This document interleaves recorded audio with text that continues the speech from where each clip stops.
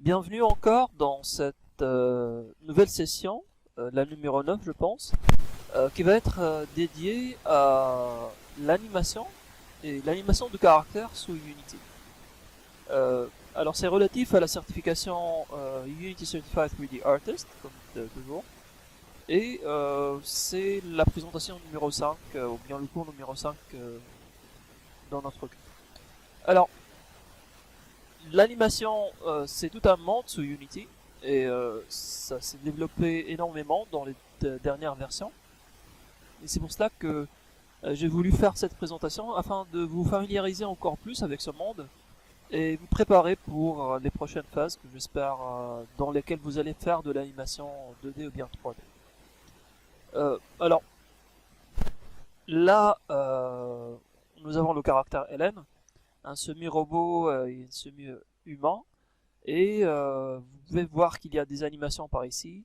Là, c'est l'affichage et on va essayer de découvrir un peu tous ces différents éléments-là petit à petit. Alors, voici le plan que l'on va suivre. On va parler du système d'animation de Unity. Il s'avère qu'il y a une ancienne version et une nouvelle. On va découvrir un peu les différentes étapes du pipeline d'animation, comment la chaîne d'animation est réalisée sur Unity. Il y a un tab dédié à l'importation des animations qui est très riche. On va essayer de le découvrir petit à petit. Il contient 4 sections, les propriétés des assets, la sélection des clips, les propriétés des clips et l'affichage de l'animation. Il y a des paramètres encore plus avancés pour chaque clip, comme la manipulation des courbes, des événements d'animation, comment masquer des parties d'animation, les différentes couches, les layers, et il y en a encore d'autres options. Il y a des composants qui sont très utilisés comme Animator et Animator Controller, qui peuvent être affichés dans une vue dédiée. On va essayer de les découvrir. Et dans ces components-là, on va voir qu'il y a ce qu'on appelle des états, states, et des transitions entre ces différents états, et encore des paramètres qui permettent de contrôler ces transitions-là. Il y a des formes de transition entre les animations un peu plus fluides, qu'on appelle les blend trees, et elles sont de différents types, 1D, 2D direct, on va les voir. Enfin, il y a d'autres thématiques, donc comme la vue d'animation, ce qui permet de faire de l'animation sous Unity. On pourrait spécifier si on veut faire des animations IK ou bien FK, on va le voir c'est quoi la différence. Et comment prendre une animation depuis un caractère et la placer sur un autre, ce qu'on appelle le retargeting. Ensuite, on pourrait voir quelques scripts qui permettent de contrôler l'animation et voir d'autres nouveautés sous Unity 2019 qui sont relatifs entre autres aux contraintes et à l'animation 2D. Et enfin, on pourra présenter le projet numéro 4 relatif à l'animation de caractères. Voilà, donc on commence avec le système d'animation du Unity. Il est connu sous le nom de Mechanim. Il n'était pas là depuis le départ de Unity, il est apparu après. Et voici à quoi ça ressemble. Donc nous avons des états, ce qui est colorié un peu en vert c'est le départ, le rouge c'est la fin, d'autres états et des flèches qui permettent de transiter depuis une animation à une autre. Et on pourrait importer des animations, comme on pourrait aussi créer des animations. Et Unity offre encore d'autres options pour les animations pour les humains, ce qu'il appelle des humanoid animations. Ça permet de manipuler, de contrôler les animations, de les faire passer différents caractères à d'autres. Unity tente de simplifier au maximum le process d'animation. Donc, il permet de contrôler les transitions, comment elles vont évoluer, et il permet surtout aux animateurs et aux artistes de travailler d'une façon la plus indépendante possible des personnes qui vont faire la programmation. Donc c'est pour cela qu'on distingue ces deux profils. Donc il y a différentes animations qui peuvent être transitions et interactions qui peuvent être de plus en plus avancées entre les différentes animations. Et on pourrait aussi masquer des animations. Plusieurs options, on va les voir dans ce qui va venir. Alors il faut dire que lorsqu'on va choisir l'import il est possible de choisir la squelette, le rig ou bien les ossatures qui vont contrôler l'animation. Il s'avère qu'il y a différents types. L'un des premiers types c'est Legacy et c'est l'ancien système d'animation de Unity. Il est là pour des raisons de compatibilité afin de ne pas avoir à refaire le travail depuis des modèles anciens. Mais ce qui est nouveau, il est préférable de travailler avec les nouvelles versions. Alors soit nous avons Humanoid, donc si on va utiliser un caractère humain, ou bien Generic, c'est la squelette par défaut pour tous les autres objets animables. Et si on n'a pas de squelette, on va choisir None. Ça, c'est les 4 options disponibles. Alors on arrive au pipeline d'animation. Donc c'est quoi les étapes? Tout d'abord, on va importer des animations. On pourrait aussi les créer sous Unity, mais pour ces caractères-là, principalement, on va utiliser un outil tel que Maya, 3ds Max, Blender, Cinema 4D ou autres. Et c'est les petites icônes-là avec un play, qui sont un bouton triangle, play, qui sont relatifs à des animations qui sont créées depuis un autre logiciel et importées, normalement sous le format FBX. Après, la deuxième étape, c'est de les placer dans cette fenêtre-là qui s'appelle Animator, et on va faire les transitions entre les différentes animations et dire depuis, par exemple, l'animation Idle, on va être en pause, on pourrait passer vers l'animation Walk, on va marcher. Et donc on définit les états et on définit les transitions, c'est les nœuds que vous voyez là interconnectés. Et c'est contrôlé par un composant qui s'appelle Animation Controller, on va le voir. Et on va spécifier aussi la squelette. Donc la squelette, c'est ce qui est montré là avec des traits simplifiés verts. Et Unity offre un système qui s'appelle Avatar, qui permet de contrôler un peu les différentes ossatures et de les organiser, de les filtrer. Enfin, nous avons un composant qui s'appelle Animator, c'est ce component là. Et dans ce component, on pourrait faire la référence à la fois vers ce contrôleur ici, qui est le Animation Controller, et l'avatar. Donc c'est ce qui est montré là.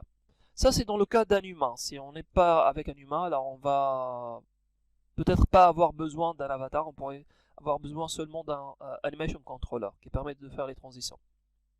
Voilà.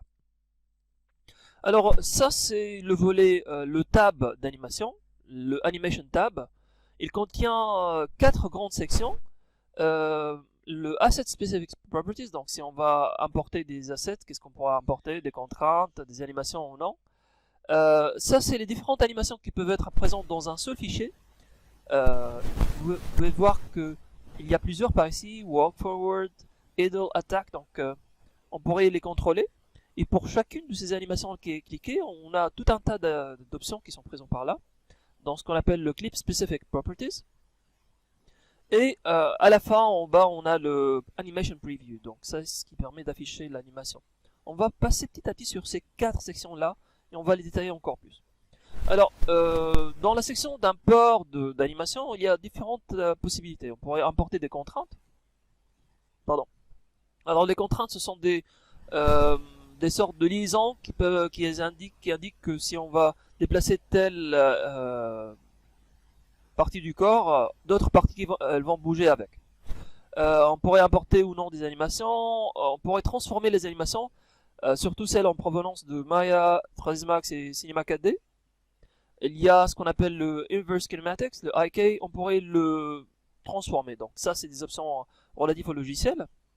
On pourrait aussi échantillonner encore plus les courbes et les transformer. Donc les animations à suivre des courbes, on pourrait les réduire pour ne pas consommer de l'espace. On pourrait aussi compresser de l'animation, donc soit c'est pas compressé, donc c'est off, soit c'est optimal, donc on va laisser à Unity le choix de faire les réductions. Donc on pourrait faire de la réduction seulement sur le nombre de frames, on pourrait aussi faire réduction et compression, ce qui affecte un peu le fichier sur disque pour réduire un peu la taille. Et on pourrait spécifier un peu la marge des erreurs, on pourrait tolérer des erreurs sur la rotation, la position ou bien l'échelle. Et il y a encore d'autres paramètres un peu spécifiques sur les fichiers à importer. Alors, là, vous voyez un peu les animations qui sont présentes. On pourrait, pour un fichier qui a été créé par exemple sous Blender, qui contient des animations, on pourrait retrouver les débuts et les fins. Donc ça commence, l'animation walk forward, ça commence à la frame 10, ça finit à la frame 40. On pourrait importer plusieurs fichiers, qu'on pourrait importer un seul fichier d'animation qui contient plusieurs animations à la fois, et on découpe par ici sous Unity. Alors, si on veut rajouter des animations, on pourrait cliquer sur ce petit bouton plus là, et on a la possibilité de spécifier un peu le début et la fin. C'est ce qui est montré par ici dans ce qu'on appelle le clip spécifique. Là, on choisit, donc dans le A, on pourrait écrire le nom ou bien changer le nom de l'animation. Là, on pourrait spécifier le début et la fin de l'animation sur le nombre total de frames. Et après, donc, c'est ce qui est montré là. Après, on a la possibilité de régler un peu la verticalité de l'animation. Si on a un caractère, on pourrait spécifier sa position verticale avec l'option l'axe Y. Et aussi l'aspect horizontal selon les axes X et Z. C'est ce qui est montré ici. Et il y a encore plus d'options qui sont disponibles. Les curves, les events, les masks, le motion, et s'il y a des erreurs ou bien des warnings, ils peuvent être affichés aussi. Alors on va détailler encore plus ces 4 éléments là. On va commencer avec les courbes. Et les courbes, ce sont des petites animations qui peuvent être rajoutées, qui peuvent contrôler par exemple s'il y a donc par ici s'il y a un système de particules qui va apparaître avec le caractère, par exemple du fog, avec la respiration. On pourrait l'indiquer avec une courbe additionnelle. On rajoute des courbes pour contrôler différents sous-éléments. Ces courbes-là, elles pourraient être soit linéaires en évolution, ou bien évoluer rapidement et puis diminuer en vitesse, etc. Donc ça, c'est les courbes. On pourrait aussi rajouter ce qu'on appelle les événements. Et les événements, donc on a sur ce timeline-là, ce petit bouton-là, on choisit la position et on clique. On pourrait rajouter une animation. Et un événement plutôt, et les événements ça permet de faire appel à des fonctions. Alors la fonction on pourrait indiquer son nom, indiquer des paramètres qui peuvent passer entre les arguments en paramètres à cette fonction là. Et là c'est un exemple par exemple de fonction, alors ça c'est une fonction qui s'appelle printFloat, donc on pourrait l'appeler par ici, avec ce trigger là. Et par exemple dans cette fonction là elle reçoit un float qui s'appelle the value. On pourrait passer un float par ici. Et elle pourrait afficher dans la console, dans debug, à travers l'instruction debug.log, print float is called with the value of. On fait la concaténation avec un plus, et là on appelle la variable the value qui est passée en argument. Donc ça c'est juste un exemple de fonction, mais bien sûr on pourrait dans une animation activer d'autres sous-fonctions qui pourraient faire par exemple des appels à des systèmes de particules ou autres. Une autre option encore, on pourrait masquer des sous-éléments d'animation. Alors là, avec cet élément-là, on pourrait cliquer ou bien décliquer des régions pour les inclure ou bien les supprimer depuis l'animation. Et on pourrait aussi sélectionner les bones, les ossatures, un à un avec leur nom. Vous voyez là un peu le root, ça c'est un peu normalement le centre, et après on a le pelvis, le tail, jusqu'à arriver à la main. Et il y a les différents autres éléments pour activer ou bien désactiver. Par exemple le tail, on n'a pas besoin de tail. Dans notre cas, on pourrait désactiver des ossatures pour ne pas les inclure dans l'animation. Une autre option, c'est ce qu'on appelle, ce qui est appelé les animation layers. Et les animation layers, en fait, ça se base sur les masques. Donc ça permet de créer un masque. Donc à travers ça, c'est un avatar qui est masqué. Et à travers ces différents masques là, on pourrait se concentrer sur l'un ou l'autre, créer différents layers d'animation, différentes couches. Et dans chaque couche, on pourrait se concentrer sur une partie d'animation. Par exemple, une partie haute, où on va utiliser les mains et le haut du corps. Et à notre layer, en bas, on va se concentrer sur notre layer d'animation avec un autre masque. C'est ce qui est montré ici. Donc on a 2 layers. Et dans chacun de ces layers là, on pourra avoir un masque. Alors, pour vous donner un peu une idée à quoi ça ressemble tout ça, donc on va passer sur Unity. Et là, vous avez le caractère ln qui est montré par ici. Donc ln, il a été importé à travers un FBX. C'est ce fichier là. Donc dans ln, je pense, voici le caractère. Là, c'est l'avatar relatif à Hélène. Vous pourrez le configurer. Donc, juste pour vous donner une idée sur l'avatar, à quoi ça ressemble. Voilà, donc ça, c'est un peu le corps. Donc, ça, c'est les différentes ossatures qui sont présentes. Le head, donc il y a ces différents bones là.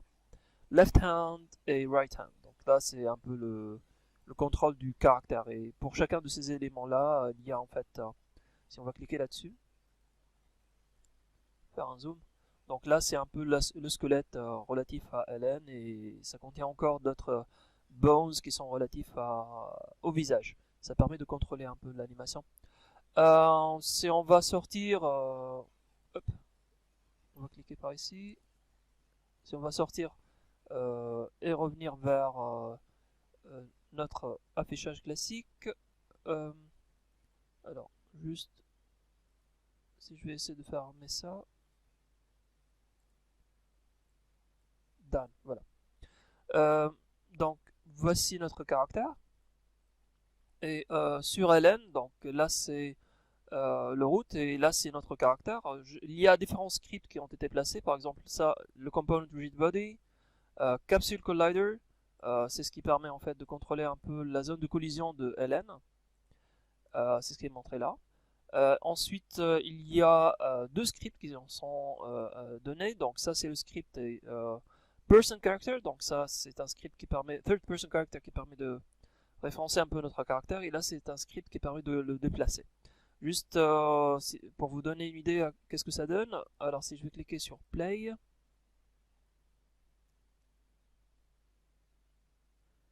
Normalement, on pourra contrôler ce caractère-là, Hélène, à travers les touches de la souris, du clavier. Voilà, donc si je vais pas ici, plutôt ici. Donc si je vais déplacer, donc nous avons Hélène qui se déplace. Et voilà, donc ça c'est un peu les différents mouvements qui sont relatifs à Hélène. Si je tape sur Control, donc Shift, là elle est en train de se déplacer en marche. Et là elle est en train de courir. Voilà. Donc ça, tout ça c'est référencé en fait dans ces deux fichiers là, third person character, en plus de la collision et de rigid body qui sont placés là-dessus. Et vous pouvez noter qu'il y a ce controller là qui s'appelle animator, ce component animator. Là c'est Hélène avatar, donc c'est le squelette. Alors si je vais cliquer sur ce controller, vous pouvez voir là le animation controller qui est affiché dans la vue animator.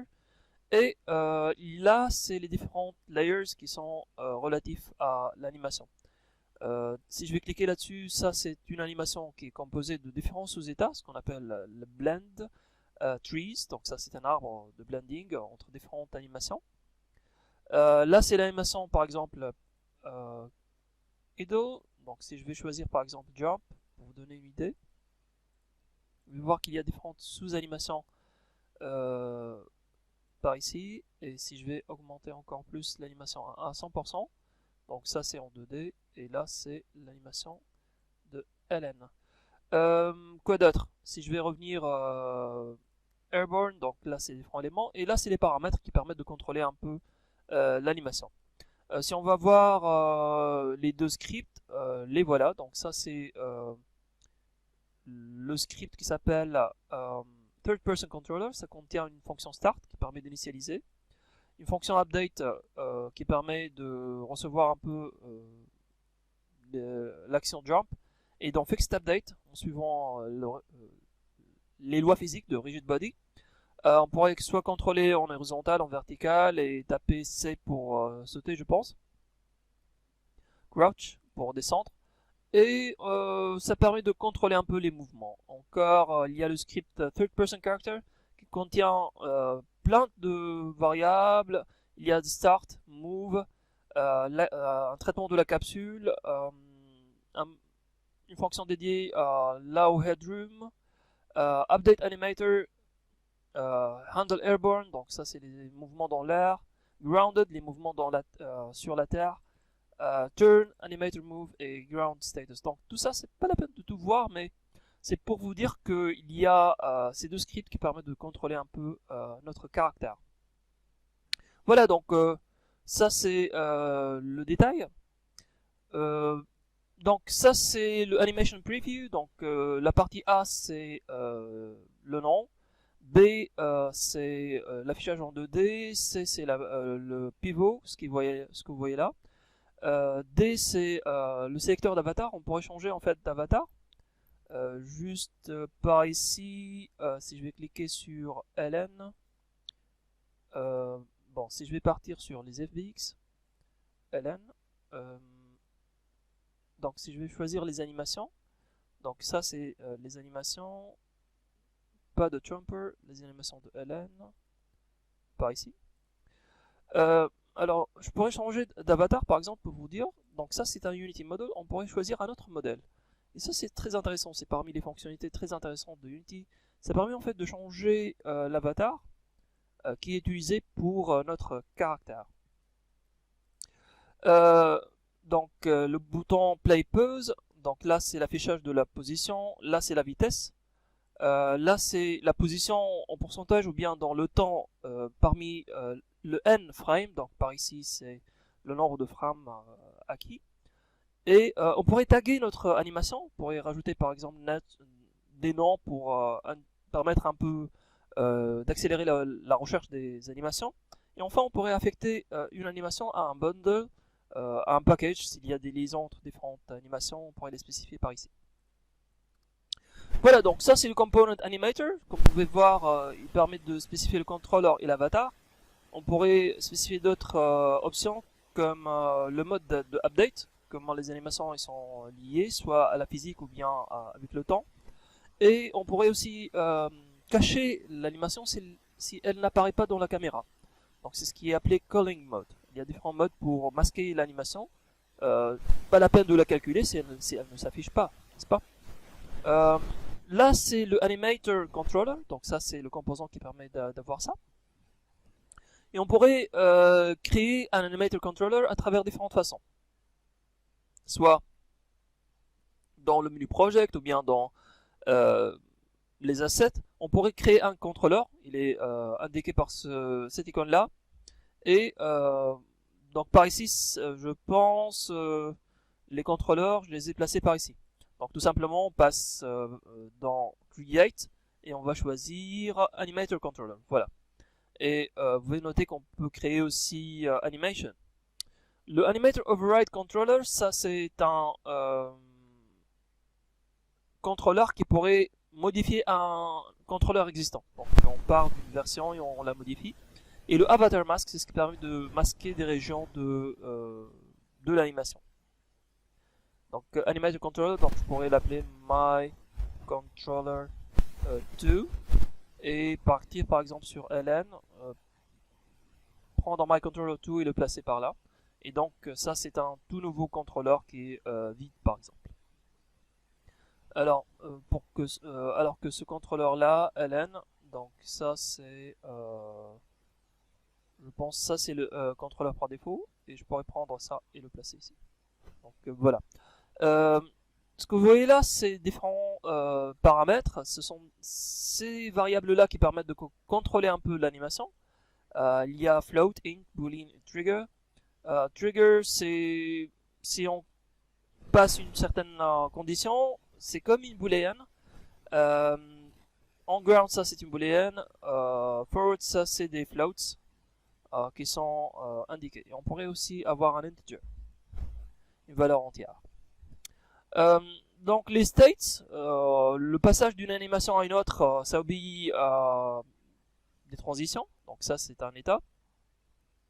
Et dans l'inspecteur, si on va cliquer sur le passage d'une animation à une autre, on verra cette animation là, cet affichage là qui permet d'indiquer combien de temps on reste une animation et comment on va passer.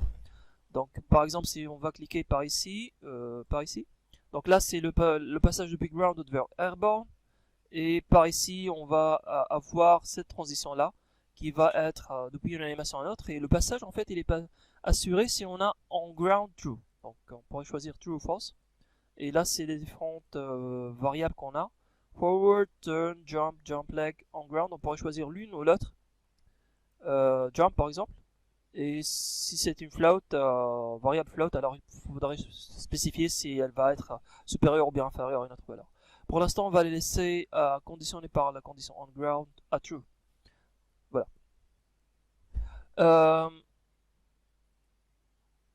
Donc ça, c'est les paramètres que l'on pourrait spécifier. On pourrait rajouter d'autres paramètres par ici, comme c'est indiqué, float, int, et leur affecter un nom et les utiliser après.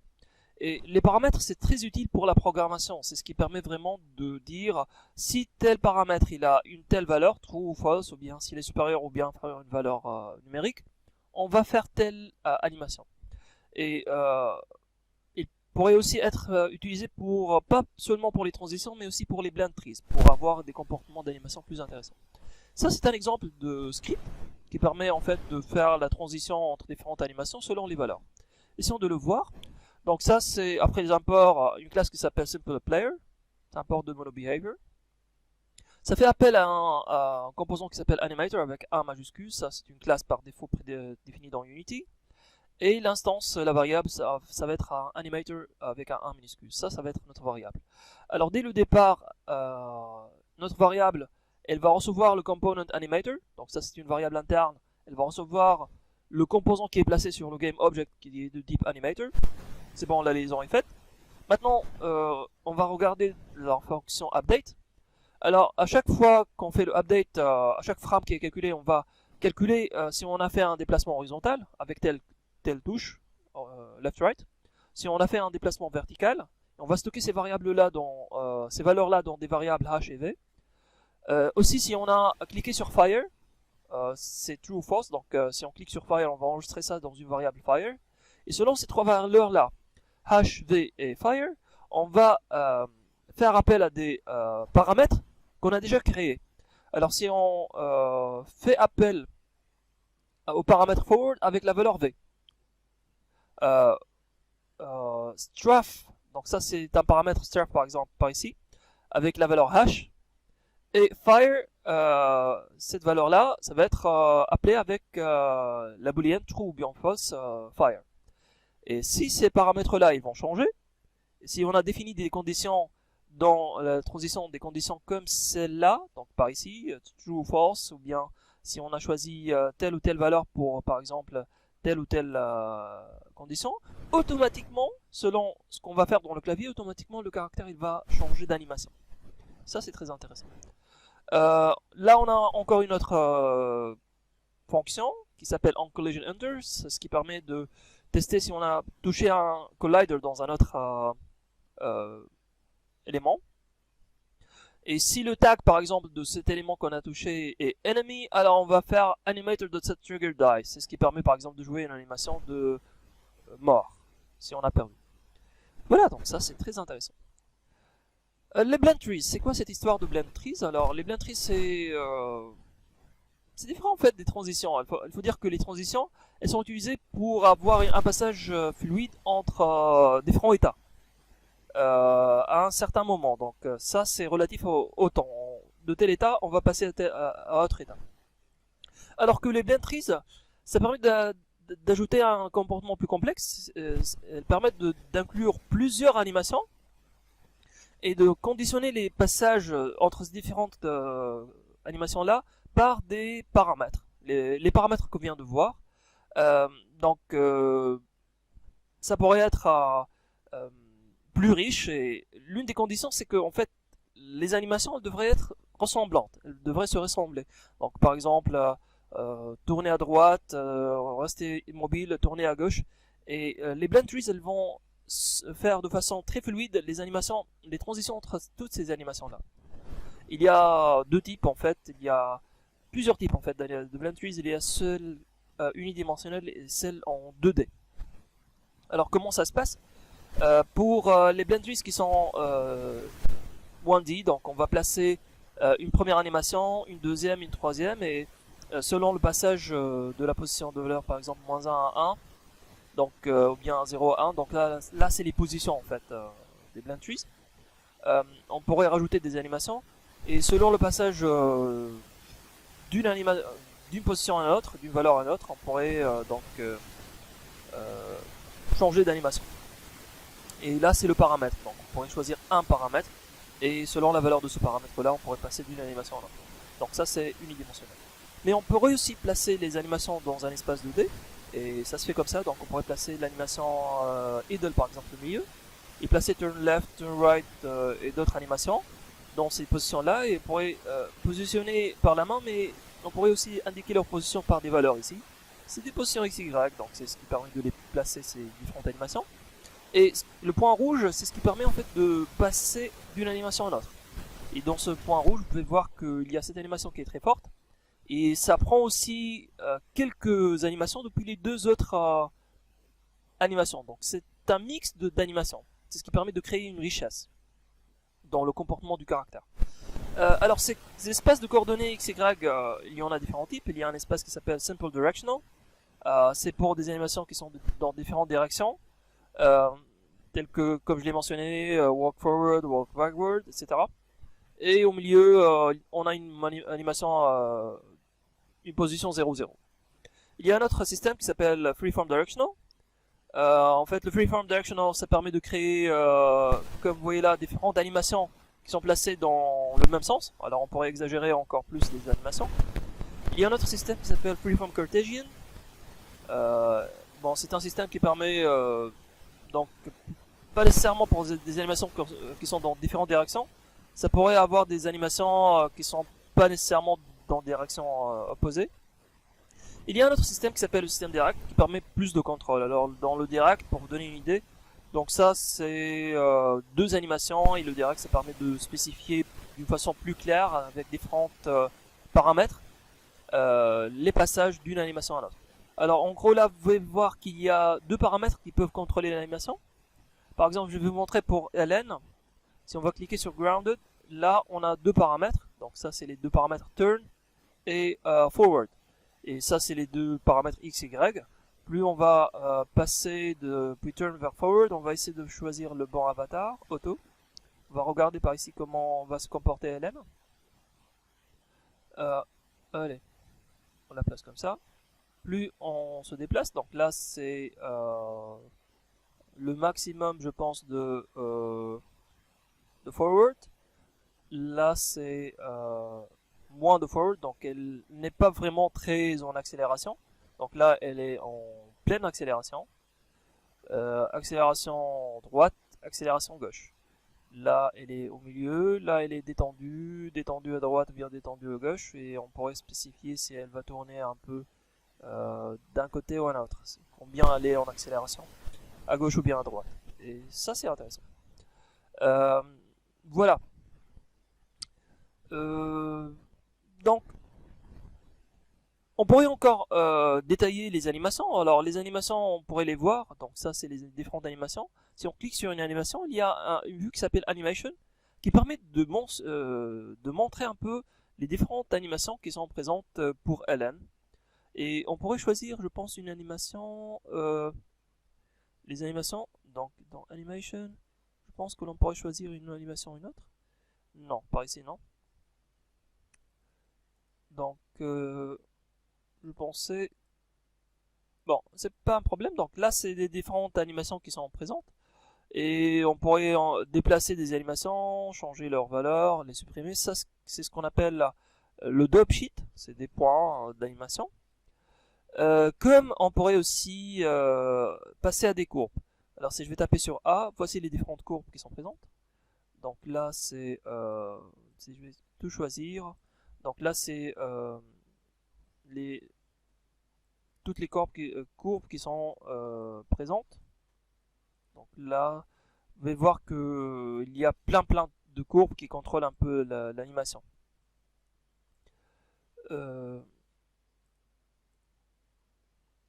Donc si je vais cliquer par exemple sur LN Controller, sur LN Controller, là nous avons toutes les animations qui sont présentes, qui sont utilisées. Donc par exemple Jump Left, Jump Peak, etc. Et parfois il est plus utile, donc si je vais cliquer sur Ctrl Shift, d'utiliser l'affichage en dub sheet, en points. Et ça permet de contrôler un peu les différents points, de les déplacer, de les supprimer. Parfois il est encore plus utile de choisir une ou l'autre des courbes Et vous pouvez voir que l'on peut en fait éditer ces courbes-là, les changer. Bon, je pense que ces courbes-là, elles sont un peu spéciales. Mais pour vous montrer, on pourrait par exemple créer une nouvelle animation nous-mêmes.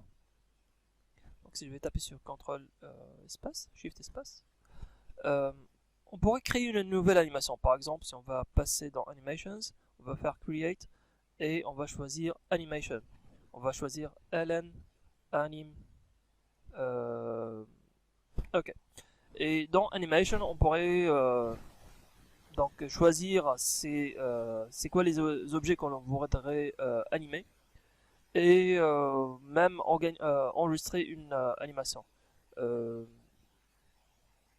donc là c'est LN Body, LN Skeleton.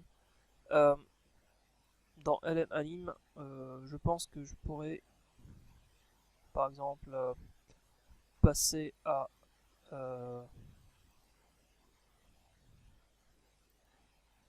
un contrôleur. Bon, peut-être là ça va être un peu délicat pour LN. Je vais choisir un objet encore plus simple, par exemple Object Cube. Voilà. Donc pour ce cube là, je vais créer une nouvelle animation. On va l'enregistrer cube par exemple, anim O1. Et pour cube anim, peut-être que je pourrais rajouter des propriétés, par exemple, je vais cliquer sur record et je pourrais déplacer mon cube un peu en bas, progresser un peu dans le temps, le déplacer un peu à gauche, progresser dans le temps. Euh, Bon, on dit que le scaling, ça consomme encore plus de ressources, alors que bon, que la rotation et la translation, elles sont moins gourmandes en termes de ressources. Voilà, donc là, j'ai utilisé les clés, mais je pourrais aussi déplacer mon cube vers une autre position et cliquer, je pense, sur Insert Key.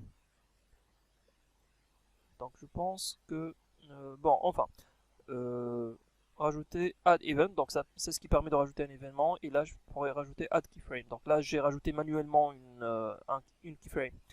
Et par défaut, je pense que mon cube il contient un animator. Voilà. Il a aussi reçu automatiquement un animation controller.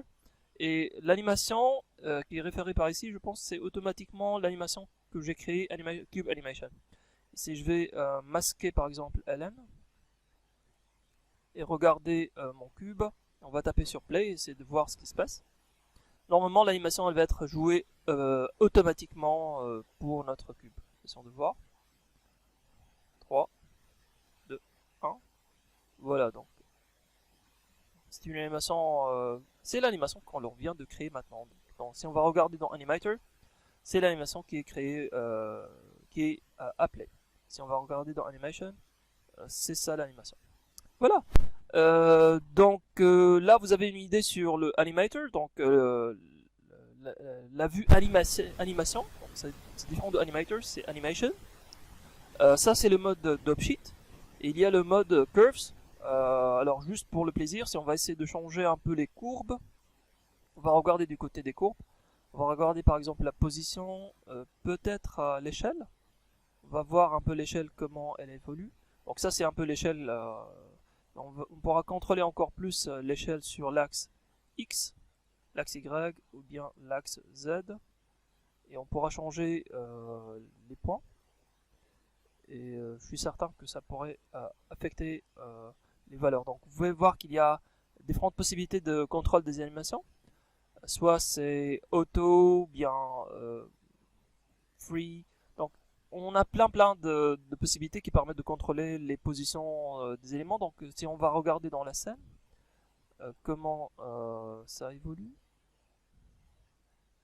dans la rotation, juste pour je tape sur A pour vous montrer, pour essayer de contrôler les éléments. Donc là c'est un peu la répétition de la courbe. Et dans la position, peut-être je tape sur A, je vais changer encore plus la position, essayons de voir ce que ça donne. 3, 2, 1. On va regarder dans le game. Donc il y a eu un certain changement. Donc plus la courbe est fluide, ou bien plus elle stoppe plus subitement, on aura des animations plus dynamiques. Je dirais. Voilà, donc ça c'est à propos des courbes et des d'objects, des points. Euh, il y a le système de inverse kinematics. Donc en gros, classiquement, ce qu'on fait, c'est qu'on anime petit à petit les éléments du corps. Le bone 1, 2, 3, 4, et ça permet de créer des logiques de contrôle qu'on appelle forward kinematics, depuis la racine vers le bas. Il s'avère qu'il y a un autre système qui pourrait être plus rapide ou bien plus intéressant à l'animation, ce qu'on appelle le inverse kinematics. Et dans ce cas, on pourrait décider de contrôler tout le bras à travers le déplacement de ce bâton-là. Et si on déplace le bâton, tout le bras il va essayer de suivre et retrouver la bonne animation. Et là, on définit des contraintes entre les différentes ossatures et le système il va calculer automatiquement le changement qui est le plus adéquat pour modifier les rotations et les positions de différents objets afin de maintenir une cible. Et ça s'applique en fait surtout pour les mains, les pieds. On définit des liaisons qu'on appelle les inverse kinematics entre les différents éléments. Voilà, donc là c'est en liaison avec la création d'animations, je viens de le montrer.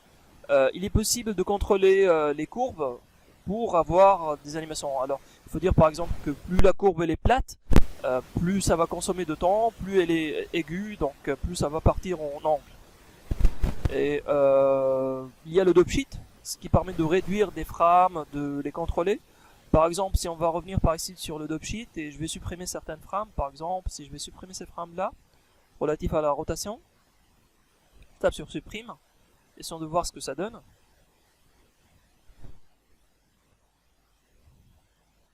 3, 2, 1.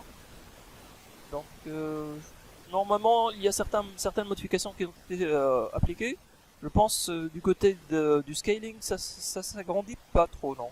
Donc, si je vais considérer le scaling et supprimer tout ce qui est en liaison avec le scaling, encore, delete keys. Voilà, donc il n'y a plus d'agrandissement de notre cube. Si on va le regarder, on va voir qu'il va changer seulement en position et en rotation. Voilà, donc vous avez là une démonstration de la manipulation des frames. Bien sûr, on pourrait créer des animations, soit en cliquant sur Record, ou bien en rajoutant nous-mêmes des keyframes. Donc comme déjà indiqué, il est possible de changer pour différents caractères l'animation, une seule animation, la faire transiter vers un autre caractère. Et alors pour cela, normalement ce qu'on devrait avoir classiquement, ce qu'on a, c'est un avatar, animator component, l'animator, ce component là, des animations, des clips d'animation. Bien sûr, les caractères peuvent avoir des scripts qui permettent de contrôler la position et le mouvement, comme on l'a vu. Et bien sûr, un character controller, le component. Et tout ça, ça devrait être bien sûr bien organisé. Alors, pour faire transiter une animation depuis un caractère vers un autre, ce qu'on fait, c'est que tout d'abord, on rajoute un game object qui contient le même caractère. On place le nouveau caractère comme étant un child de ce game object là et on s'assure qu'il contient les différents composants animator, animator controller, et on pourrait d'habitude on cherche dans le script on cherche les composants qui sont présents à travers une commande qui s'appelle getComponent. Alors dans ce cas, on pourrait choisir une autre commande qui s'appelle getComponentChildren. Donc ça permet de regarder un peu les composants qui sont dans les sous-éléments, sous-GameObjects qui sont présents. Donc là, c'est le script il est placé par ici. Il va regarder les components dans les children's. On désactive le caractère original et après on rajoute le deuxième. Et on s'assure que les références sont bonnes et normalement les animations elles vont être appliquées automatiquement. Voilà, donc il y a un composant qui s'appelle Animation, c'est différent de Animator, et ce composant là il permet de contrôler encore plus les animations. Il contient un attribut qui s'appelle Animation State. Alors il y a plein de scripts ou bien de possibilités de programmation relatives aux animations. Animation State par exemple, c'est ce qui est montré dans ce script là. Ça permet de changer, donc là c'est l'animation, donc state.speed, ça permet de changer la vitesse d'exécution de l'animation. On pourrait accélérer ou bien réduire la vitesse. On pourrait changer plein d'autres attributs comme les layers, le blending, l'animation. On pourrait les changer à travers des paramètres qui sont présents dans la classe Animation State. Voilà. Juste un mot dans ces deux derniers slides sur des nouveautés qui sont présentes dans Unity 2019. Il y a ce que j'ai mentionné à travers les contraintes, les constraints. On pourrait avoir des contraintes sur la rotation, c'est ce qui est montré ici, des contraintes sur la position pour faire en sorte qu'un objet suit la position d'un autre. Créer une liaison parent-child, c'est des choses classiques, ou bien un aim constraint, c'est ce qui permet à un objet de regarder où se déplace un autre. C'est très utilisé pour la caméra. On pourrait indiquer qu'une caméra, forcer une caméra à regarder toujours un objet. Voilà. Une autre nouveauté, une dernière nouveauté, je dirais, qui est relative à Unity 2019 et plus, c'est la possibilité de créer des animations 2D. C'est ce qui est montré par exemple pour LN 2D ici. Et ce qui est intéressant, c'est qu'on peut importer les différents layers qui sont créés dans Photoshop sous l'import d'un fichier PSD. Alors on doit activer tout d'abord le package relatif à ça. Ensuite, on pourrait spécifier à travers cette nouvelle fonctionnalité les bones, les ossatures, et aussi le skin, pour dire que tel bone il contrôle telle partie de l'image. Et ça permet de créer des animations qui sont très intéressantes. Voilà.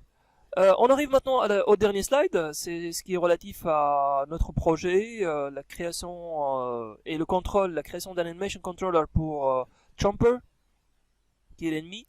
Juste pour vous montrer un peu à quoi ça ressemble, donc je vais masquer ce cube là par ici, et je vais activer Chomper, c'est ce que vous voyez là. Alors Chomper par défaut c'est ça. Si je vais faire un petit zoom avec la caméra, voilà. Par défaut, Chomper, je pense, c'est importé sans vraiment un contrôleur, donc il faudrait rajouter un contrôleur. Donc si vous cliquez sur Play, rien ne se passe. Donc du côté du animator, il n'y a rien. Voilà, donc c'est fixe. Et donc là c'est l'animation du cube. Ce qu'il faut faire, c'est passer à un autre niveau d'animation. Donc si on va regarder par exemple ce Chomper là et taper sur Play, vous pouvez voir qu'il possède maintenant un contrôleur et plein de scripts. Là c'est les scripts qui sont relatifs au third person character et third person control. Et vous pouvez voir par exemple par ici qu'il est en train de s'animer et qu'il peut passer à travers différents états et différentes transitions. Par exemple, si je pourrais même changer sa position. Donc s'il termine cette animation là de idle, il va passer à cooldown automatiquement. Voilà. Et donc là il est en train d'attaquer et s'il termine, il revient automatiquement vers idle.